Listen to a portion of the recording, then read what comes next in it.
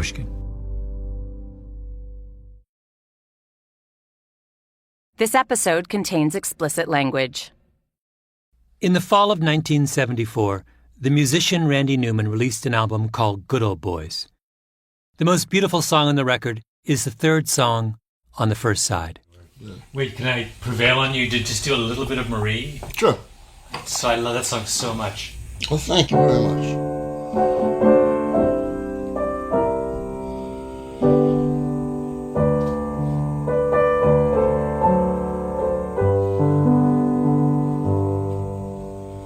You look like a princess the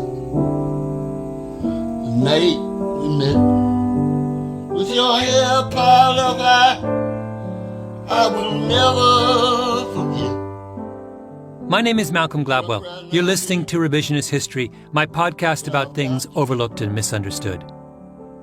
This episode is about Randy Newman's Good Old Boys, one of the most remarkable albums of its era.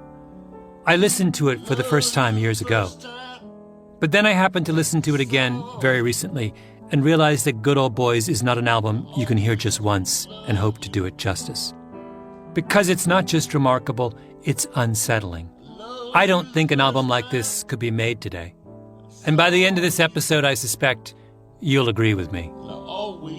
I decided to go to California, sit down with Randy Newman, and create a listener's guide to one of the most perplexing works of music that I have ever encountered. I'm drunk right now, baby, but I've got to be.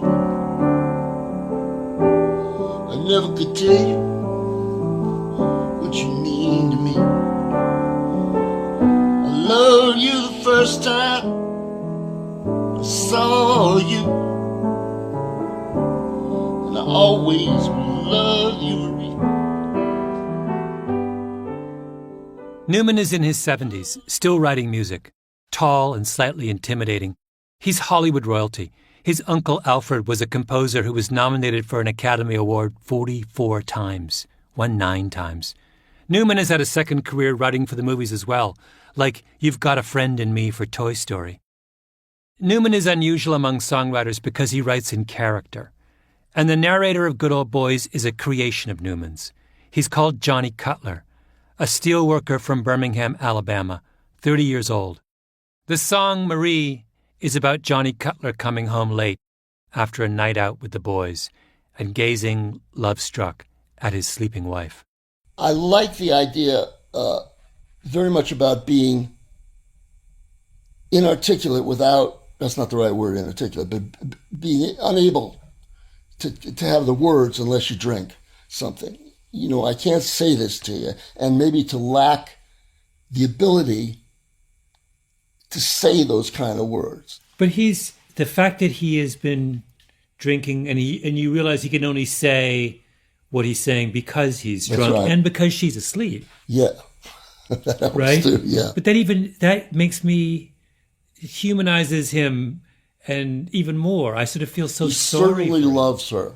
I mean, it would seem that isn't drink, but it might be. Mm-hmm. Is this a good guy? And my answer to that is, I don't know. I mean, mm-hmm. I'm suspicious of this. Oh, I'm drunk right now, baby. But maybe when I'm awake, I might knock the shit out of you sometime. Randy Newman wrote Marie. He created Johnny Cutler. He dreamt up a beautiful love song for him. But he doesn't know if he understands him or even if he likes him. As if Johnny Cutler came from his imagination, but is now somehow independent of it. It makes you wonder, who's in charge of this song? Sometimes I'm crazy, but I guess you know. And I'm weak and I'm lazy, and I hurt you so. And I never listen to a word you say. When you come to me in trouble, darling, I just turn away. But I love you, and I loved you the first time I saw you. always will love you, Marie. The story behind Good Old Boys begins with a man named Lester Maddox. Maddox was governor of Georgia from 1967 to 1971. Now he's mostly forgotten, but in his day, he was notorious. I think you're supposed to act for real. I don't look at myself as one of the very smart people. So I try to act like Lester Maddox, like inside I feel and think and believe. Maddox grew up in the Depression in Atlanta. His father was an alcoholic. My dad never made hardly any money. Times we didn't even have a bathroom in the house. We had 4 rooms and a bath rather than 4 rooms and a bath. And we didn't have electricity. Maddox dropped out of high school, got a job as a steel worker to help support his 5 younger siblings, married his childhood sweetheart, Virginia, and after the war, he started a diner near Georgia Tech. The house specialty was skillet fried chicken. He called his place the Pickrick. So I wanted a name no one else had. And I came on the name upon the name Pickwick, and I found out that really that Wick doesn't mean anything except what you know it to be, Wick. That's what Webster will even tell you, that, Wick. And someone had already used the name Pickwick in England. So I couldn't use that. So it was about 3 o'clock one morning. I'd been working on it for weeks. Maddox was one of those people who you can't do a cartoon version of because he already looks like a cartoon version of himself. He's skinny, with an oversized head, bald dome, black plastic glasses, always in a black suit, moves with a kind of loose-limbed floppiness, like a clown. There are so many oral history interviews with Lester Maddox floating around the state of Georgia that he must have spent as many hours reminiscing about his time as governor as he actually spent serving as governor. The man liked to talk.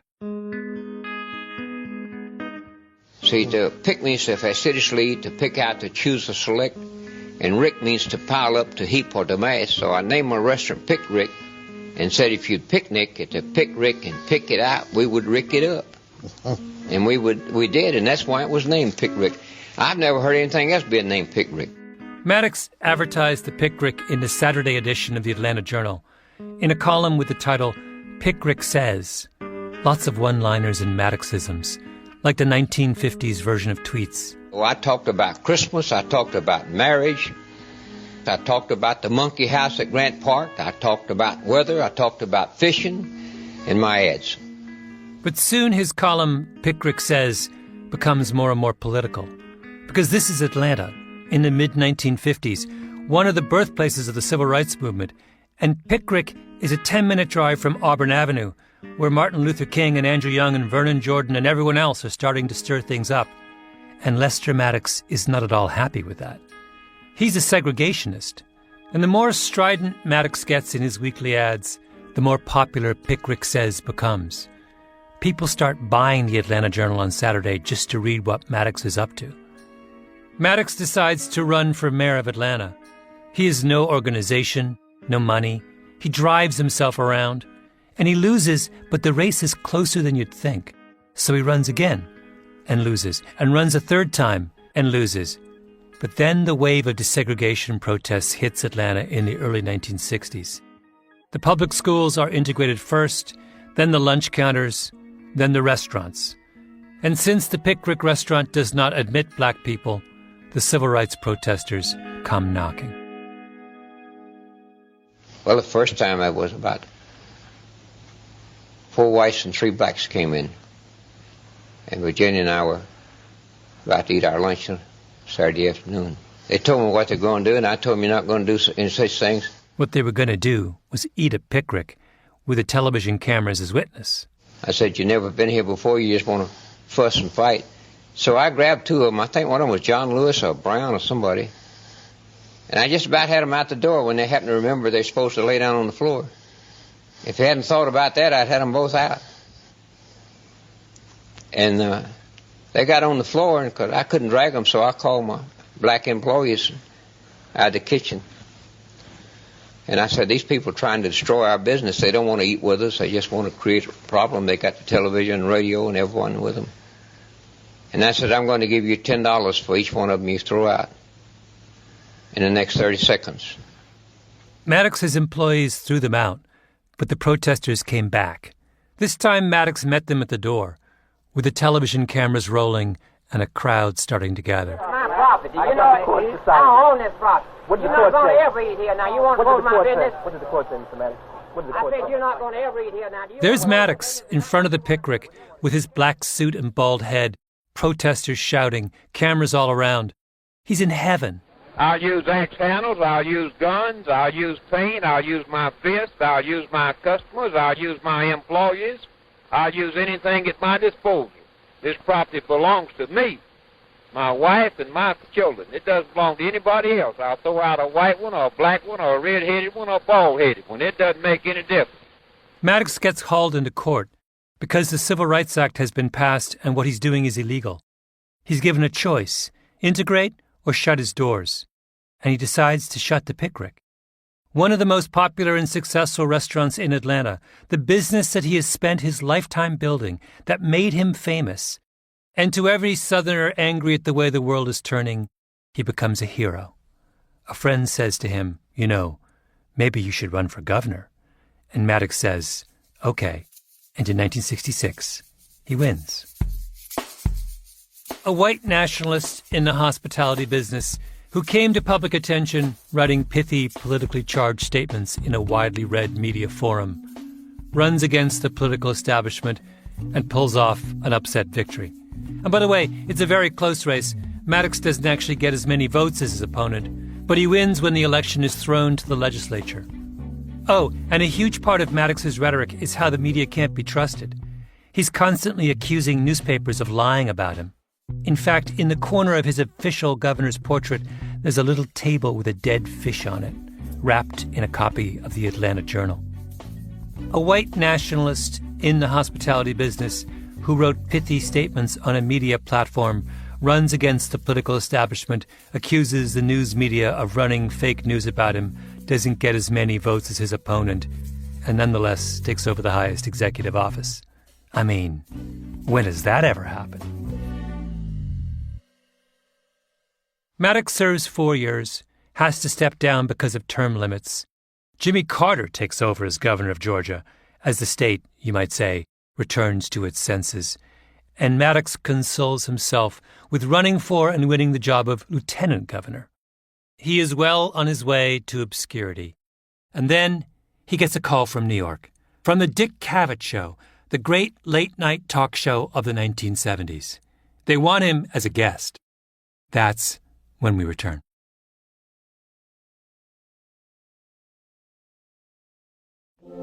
In America, you get food to eat. Won't have to run through the jungle and scuff up your feet. The first Randy Newman song I ever heard was Sail Away. You just sing about Jesus and drink wine all day. It's great to be an American. Sail Away is the title track of the album Randy Newman made right before he wrote Good Old Boys. I was a kid when I first heard it, and I had the same experience I would later have with Newman's other songs. I didn't get it at first. I'm not sure I even paid attention to the words. I just loved how grand it was. Ain't no lion or tiger, ain't no mama snake. Just a sweet watermelon in the buckwheat cake. Everybody is as happy as a man can be. Climb aboard, little walk, sail away with me. But then I got a little older, and as I heard Sail Away, I said, wait a minute. Everybody is as happy as a man can be. Climb aboard, little wog, sail away with me? Wog, really offensive British colonial slang for someone who's not white. It's the N-word, basically. I noticed some interesting story behind Sail Away, the song. Oh, it was a guy was going to make a movie, and he was going to give 10 minutes to 5 or 6 pop people, Van Morrison, I remember, and Hendrix, and to do 10-minute thing. And I came up with this thing. It had a sort of a sea shanty before it. very Irish kind of yo-ho, there. And then this guy be standing in a clearing in the jungle and singing this song. And that was what I was going to do with my 10 minutes. Randy Newman wrote a song about an American slave trader standing somewhere in West Africa, giving his sales pitch to potential recruits. Come to America. You're going to love this little cotton plantation that I've lined up for you. Ain't no lion or tiger, ain't no mama snake. Just a sweet watermelon and the buckwheat cake, It's a nose laugh. Yeah. The character is so kind of outrageous. Yeah. But we're not laughing along with him. We're horrified by him. I mean, it's... Yeah, but people laugh at that in a nervous way at the watermelon joke and sit around, think about Jesus, drink wine all day. Now, there's a way to do that song so that it's not so shocking. Like the cover version done later the same year by Bobby Darin, who was one of the biggest pop stars of the 1960s. Won't have to run through the jungle. Bobby Darin is happy, yeah. Yeah. Come to America, little one. They got rid of the wad. Oh, he did. Oh, my God. That's like blasphemy. Climb aboard, little one, and sail away with me. In Bobby Darin's version, the line, "Climb aboard, little wog, sail away with me," which is crucial in establishing how vile the narrator is, becomes "Climb aboard, little one, sail away with me." But I'm sorry, I can't get past this so quickly. That's unbelievable. That he did a happy version? Yes. It's this... It isn't. There it is. The thing is, Newman liked Bobby Darin. He knew him, and he didn't know what to think. I mean, there is a world of difference between wog and one. Also, if I'm not mistaken, Bobby Darin substitutes the words mamba snake with mama snake. Ain't no lions and tigers and no nurturing mama snake. He was, I'd like to do that. And it's like, come to America, Come to America. But this song is He's not a dumb guy either. This song is like it is a wallop. It is emotional wallop. It is a searing song about the darkest moment in America's past. It's a jaw drop. It's like Springtime for Hitler in a way. Little one, boy, little one, come away with me. It just was so right. His showbiz instincts couldn't restrain himself. How did you feel when you first heard that version? I felt, oh my Jesus Christ, I heard that, and that was it. The original intention of Sail Away was to make the listener uncomfortable. Newman takes a familiar figure, a salesman, an entrepreneur, a patriot, and gives him a rollicking sea shanty. But then he forces you to acknowledge that underneath all that, there lurks a monster. Bobby Darin chickened out. He couldn't do it. He didn't want us to be uncomfortable, and so Wog became one, and Sail Away became a glorified nursery rhyme. I don't mean to single Bobby Darin out, because I think that most of us take the easy path in these situations too. But the particular genius of Randy Newman is that he won't do that. He can't. The Dick Cavett Show! So, it's 1970. Lester Maddox gets a call from Dick Cavett. Come on our show. He flies to New York. And who tunes in that night? Randy Newman. Ladies and gentlemen, Dick Cavett! Dick Cavett is a year into his legendary late-night show on ABC, up against Johnny Carson's Tonight Show. Cavett's show was like a highlight reel of the 1970s. He did the greatest ever interview with Jimi Hendrix. Groucho Marx was a regular. So was Muhammad Ali. He once had Salvador Dali on the same show as the legendary pitching great Satchel Paige. The famous debate between Gore Vidal and Norman Mailer? That was on Dick Cavett. Listen, we have a very good show tonight, and I want to move right into it. An excellent show, I think. I don't know. How do I know? I haven't seen it. It might be a big dud, for all I know. Why do people say that at the beginning of a show? Cavett looks like Paul Newman's baby brother. No more than 5'6", impish, big polka-dotted tie. His first guest is a woman named Alice Gray, an entomologist from the American Museum of Natural History. Cat-eye glasses, hair in a bun, who brings a box full of cockroaches to the set. What can we do about them? What can we learn about them? Are they our friends? No, they're not exactly our friends, but they are certainly our companions in all our doings. And I'm rather fond of them. They have a distinguished lineage. How many of us could meet our ancestors of 300 million years ago and recognize them? The cockroaches can. They go back that far? They go back that far. That's older than the dinosaurs. Twice as old as the dinosaurs, all the way back to the Coal Age. They were already recognizably cockroaches. That's it's always the people you don't like who are the last to leave, isn't it? How true. They'll be here long after we have quitted this earth, I'm sure. Cavett does a good 10 minutes on cockroaches. Are these your cockroaches or some of ours? The cockroach lady finally leaves the stage, and then... My next guest tonight is Governor Lester Maddox. Out comes Maddox, the gleaming bald head, the black suit. Governor Maddox, I still call you governor, don't I? Call me most anything you want to, everybody else does. Hip yourself. Hip yourself, Dick. Have you ever followed bugs before? Just a few moments ago on your program, sir. That's the only time. That's the only time? God, I love Dick Cavett. They shake hands, they take their seats, rust-colored swivel loungers atop a gray shag carpet. Cavett shows the audience a photograph of Maddox holding his axe handle outside the Pickrick restaurant, and Maddox then corrects him and says, "No, it's not an axe handle, it's a pick handle," and goes off on one of his long, endless digressions about the meaning of the pickrick. The pick denotes hard work, and we had in the restaurant some of these pick handles, 2 kegs of them by a big old fireplace where we burned hickory wood.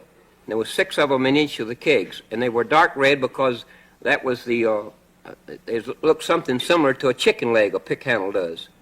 Not like the axe handle that the news media talks about. And Cavett, who must be wondering, what on earth, simply says, "Well, I've certainly learned a lot."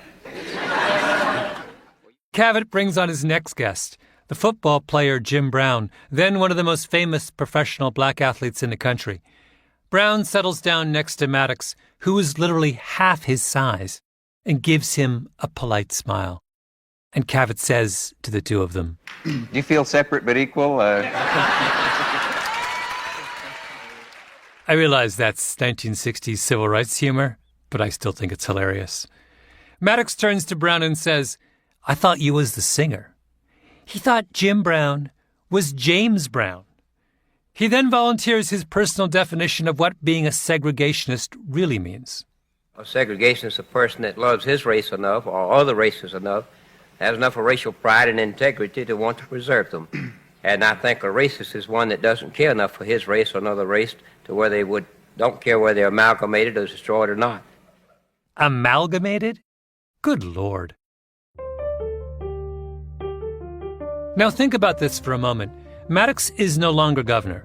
Georgia has come to its senses and elected nice, safe, modern, non-racist Jimmy Carter. Maddox is a footnote. So what point is there in having him on a mainstream talk show like Dick Cavett? The magazine where I work, The New Yorker, had a case like this recently. Donald Trump's Svengali Steve Bannon was invited to speak at the magazine's annual literary festival, and everyone flipped out. The New Yorker's writers took to Twitter. A bunch of high-profile celebrity invitees to the festival dropped out. And the argument that was made about Bannon is an argument that could as easily have been applied to Maddox years ago. What's the point of giving someone like that a platform? I mean, what could possibly be learned from listening to them talk?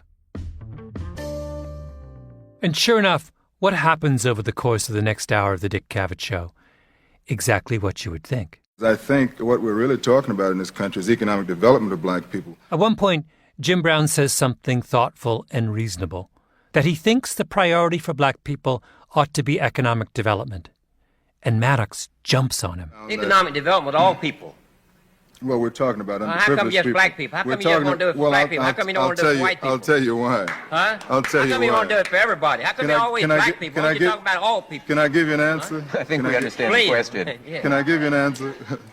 Do you mind? Oh, go ahead. If you're ready, I'll give you time. Okay, Governor.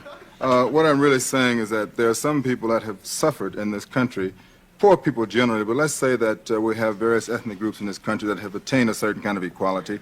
Black people are more or less, along with the Indians, on the last rung of the ladder. Can I finish, Governor? Boy. Can I finish? Okay, do you mind? The governor now, said what I'm really boy. saying is that I feel that the way to bring about equality of black people in this system is What through about economic... equality of white people? Now, I'm going to interrupt you every time you keep calling black people. Well, what about equality of all people? If you interrupt me, Governor, I can't talk to you. Then Maddox starts going on and on about all the things he's done for black people in the state of Georgia.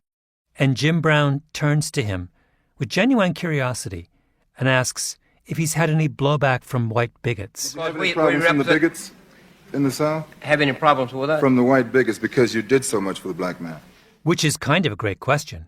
Because if Maddox has, in fact, been this great friend of black people, then you'd think he would have angered all the hardcore segregationists and everyone else who was opposed to the civil rights movement, right? Mr. Brown asked you, Governor Maddox, if you'd had any trouble from your white admirers for the fact that you have done He didn't say some admirers, things for... sir. No, he said bigots. Well, why didn't you say it like he said it? You have me there. Why didn't you say it? Now, see that what I'm talking about, Dick? I do see you it, take yes. words There's and a push bit them of... around and you mislead the people in the audience and all. You ought to start being honest, all of you, with your words and what you're saying to people. You said admirers and he said bigots. A lot of difference, isn't there?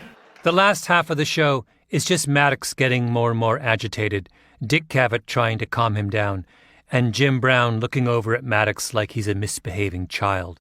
Maddox asks Cavett to apologize. Cavett refuses. The audience makes astonished noises. Maddox stands up and starts to walk off the stage. Cavett says, "Come on, sit down." Maddox says, "I'll sit down when you apologize." So Cavett says, "If I called any of your admirers bigots, who are not bigots, I apologize." This is insane. What was Dick Cavett thinking inviting this guy on his show? Why don't you apologize to people of Georgia if those friends of mine for calling them bigots? I think I Now, made either you do it, I'm going to leave now, Dick. Which one you want? Wait a minute. Please don't leave. Well, you I'd like to apologize ask... to people of Georgia.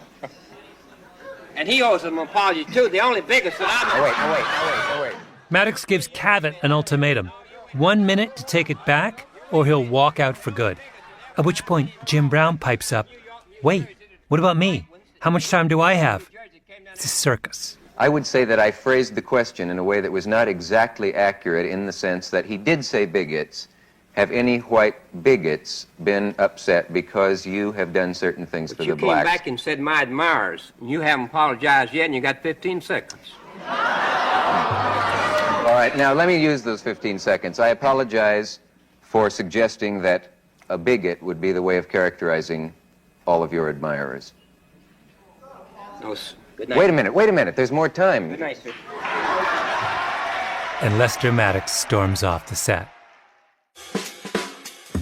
Oh, and I haven't even mentioned that the writer Truman Capote then shows up. He's then at the height of his celebrity, tiny, fastidious, wearing purple-tinted round sunglasses. You know, curiously enough, I had a cousin who lived in Atlanta that I once went to visit, and who took me to this restaurant that he ran that was called Pick-a-Rib or something like that. Well, it was called Pick-a-Rib, Nick-a-Rib, something. And he was always at the door with guns, to keep any sort of Negroes out of the restaurant. But I went there with this cousin of mine because it was near the campus, the college campus. And it wasn't bad, but it wasn't finger-licking good.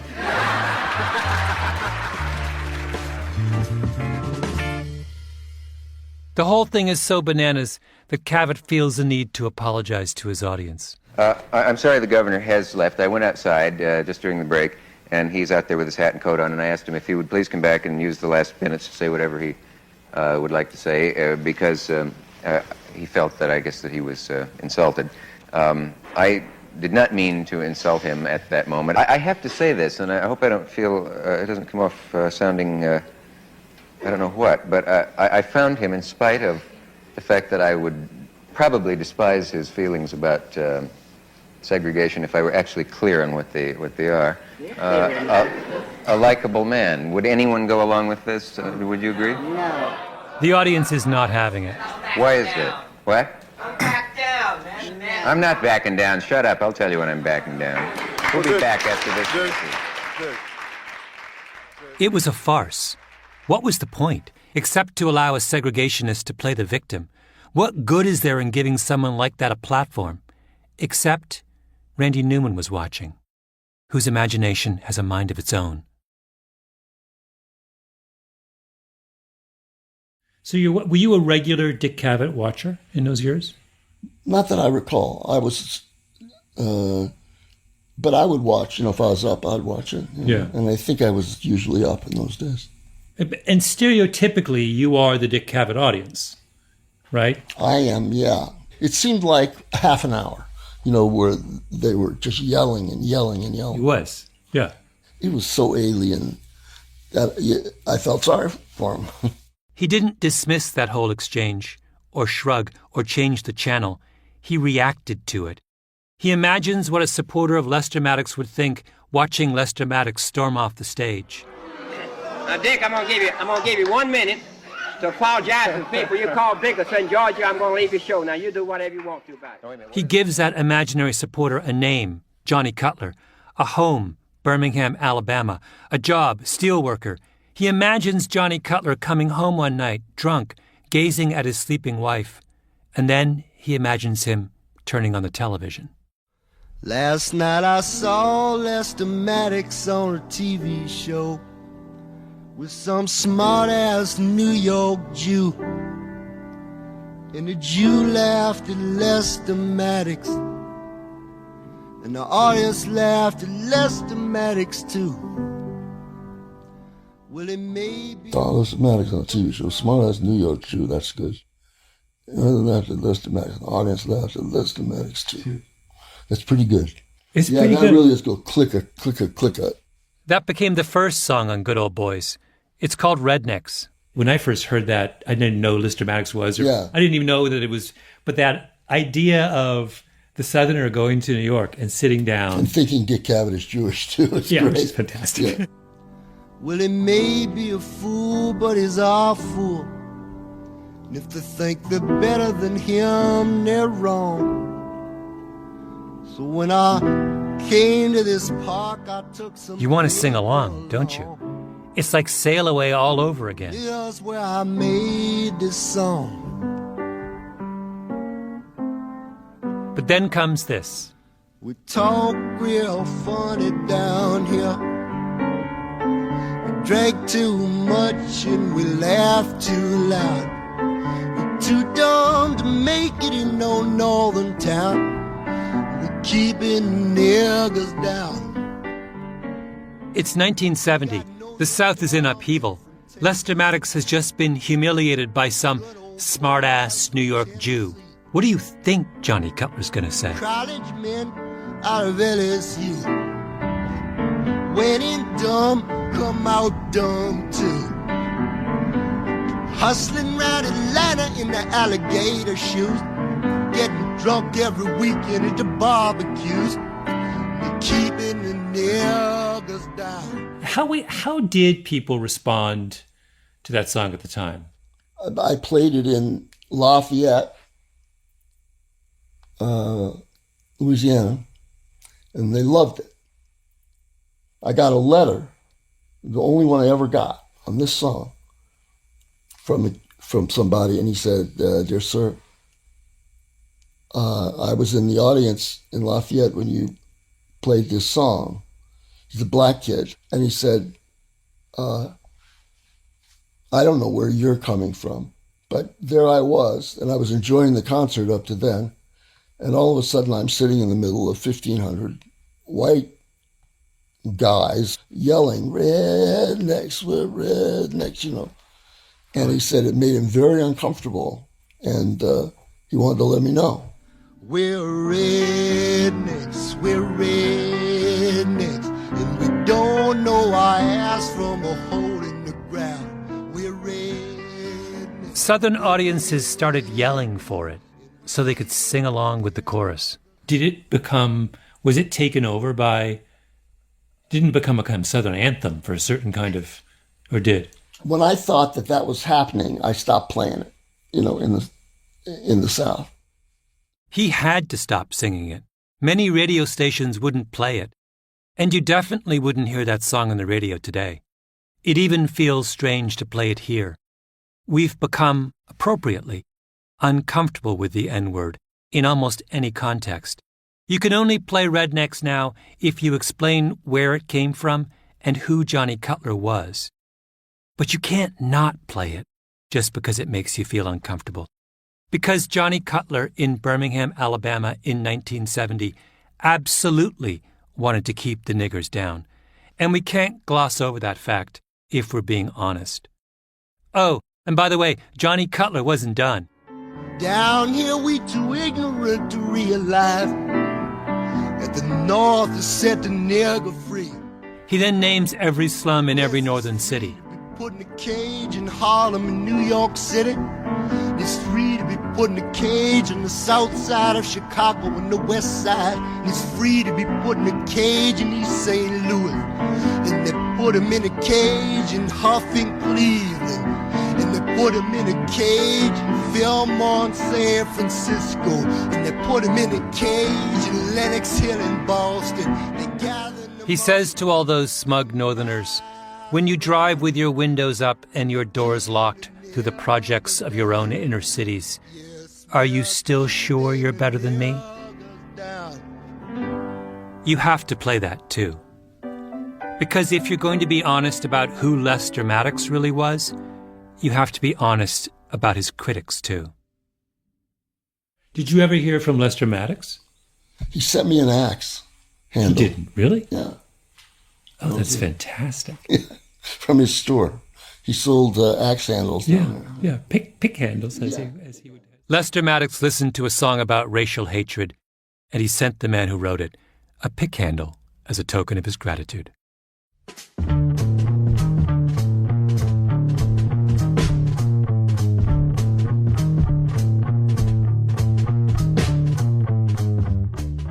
Revisionist History is produced by Mia LaBelle and Jacob Smith with Camille Baptista. Our editor is Julia Barton. Flawn Williams is our engineer. Fact-checking by Beth Johnson. Original music by Luis Guerra. Special thanks to Carly Migliori, Heather Fain, Maggie Taylor, Maya Koenig, and Jacob Weisberg. Revisionist History is brought to you by Pushkin Industries. I'm Malcolm Gladwell. By the way, there's a great essay on this subject in the 2014 book, Let the Devil Speak by Stephen Hart. Hart writes that in Sail Away, Randy Newman showed one of America's greatest lies being crafted. In his next album, Newman would show how the lie soaked into America's bones.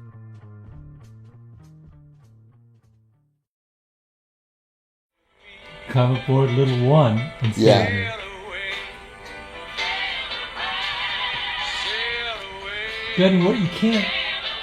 I think this is sort of happy. I mean, certainly the voices make it that way. You can't do it. It's lost all of its...